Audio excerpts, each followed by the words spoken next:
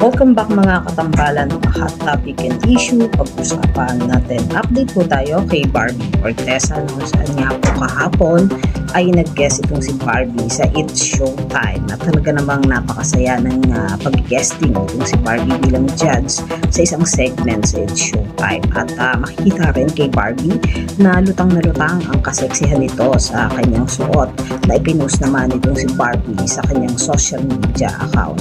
At makikita nga na nag-enjoy itong si Barbie sa kanyang pag-guesting kahapon sa It's Showtime. At isa pa nga po sa naging post itong si Barbie sa kanyang social media account ay magkakasama po sila ni Kaylin at ni Miss Clea Pineda na kumakain. At sa post nga po ni Barbie ay may caption na "What a random lunch with these two. Good seeing you, Barbara Fortesa and Kaylin Alcantara. Takbo soon please." Ay, eto na, tara na, takbo na.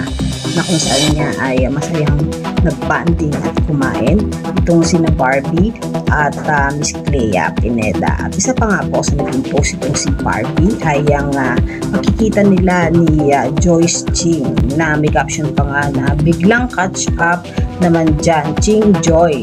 Saya, nakita kita, na-meet ko na rin finally, baby Olivia, na napaka-masiyahin." At yan po yung naging post itong si Barbie na nakabanding niya si Miss Joyce Ching. At yan po yung mga update natin ngayon kay Barbie. Kayo mga katambalan, ano ang masasabi niyo? Comment lang sa comment section, pag-usapan natin.